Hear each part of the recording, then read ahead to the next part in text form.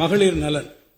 ஆணுக்கு இங்கே பெண் நிகர் எனும் சரிநிகர் சமத்துவ பாதையில் மகளிர் நலனுக்காக பல்வேறு முன்னோடி நலத்திட்டங்களை தமிழ்நாடு அரசு செயல்படுத்தி வருகிறது. மகளிருக்கு சொத்துரிமையும் கல்வி, வேலைவாய்ப்புகள் மற்றும் உள்ளாட்சி அமைப்புகளில் தனி இடஒதுக்கீடும் அளித்த முத்தமிழறிஞர் கலைஞர் அவர்களின் வழியில் மாண்புமிகு முதலமைச்சர் அவர்கள் தலைமையிலான இந்த திராவிட மாடல் அரசு மகளிரின் முன்னேற்றத்திற்கு பல புதுமையான திட்டங்களை கடந்த 4 ஆண்டுகளில் செயல்படுத்தியுள்ளது.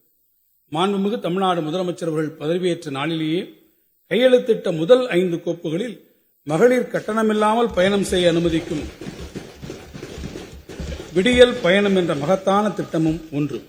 தமிழ்நாட்டு மகளிரிடையே பெரும் வரவேற்பை பெற்றுள்ள திட்டத்தின் மூலம் பேருந்து பயணம் செய்வோர்களில் பெண்களின் சதவீதம் 40 65% உயர்ந்துள்ளது.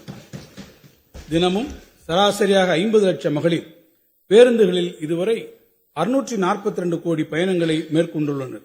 மகத்தான இந்த திட்டத்தினால் பெண்கள் சராசரியாக மாதம் ஒன்றுக்கு 888 ரூபாய் சேமிக்க முடிகிறது என மாநில திட்டக்குழு நடத்திய ஆய்வில் தெரிய வந்துள்ளது என்பது குறிப்பிடத்தக்கது.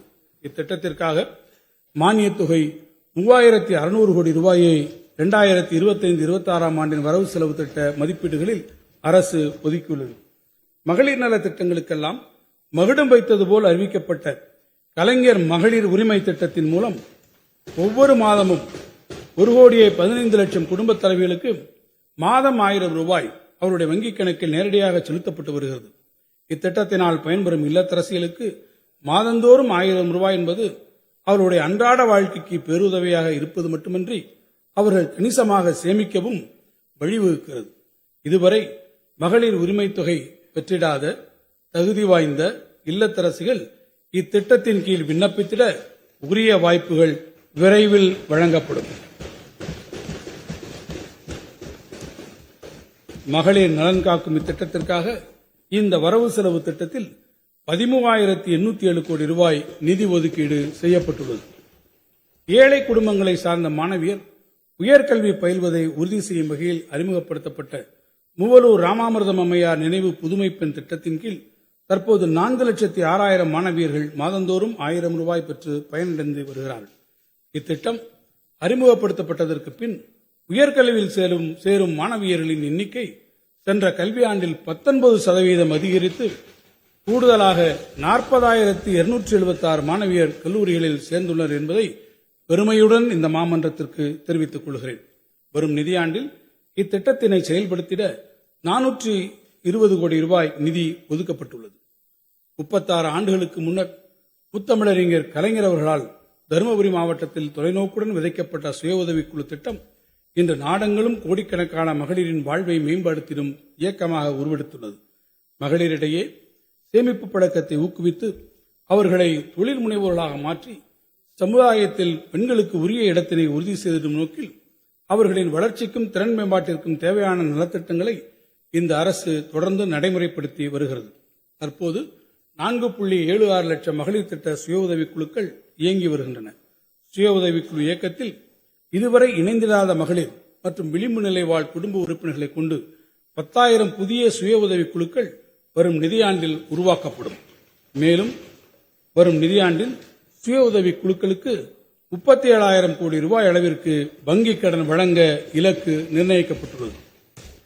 தமிழ்நாட்டின் முத்திரை பதிக்கும் திட்டங்களில் ஒன்றான தோழி பணிபுரியும் மகளிர் விடுதிகள் ஏற்கனவே தாம்பரம், திருச்சி உள்ளிட்ட 13 இடங்களில் 1,303 மகளிர் பயன்பெறும் வகையில் வெற்றிகரமாக இயங்கி வருகின்றன.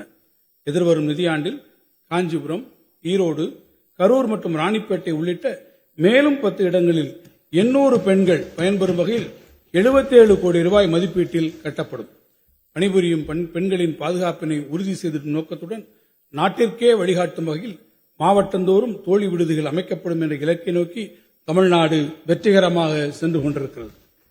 தமிழ்நாட்டின் குக்கிராமங்களில் இருந்தும் மாணவியர் தங்களது உயர்கல்வி கனவை நனவாக்கிடும் வகையில் பெருநகரங்களுக்கு வருகை புரியும் போது அவர்களுக்கு தரமிக்க மற்றும் பாதுகாப்பான விடுதி வசதிகள் அமைத்திட வேண்டிய தேவையை அரசு உணர்ந்துள்ளது.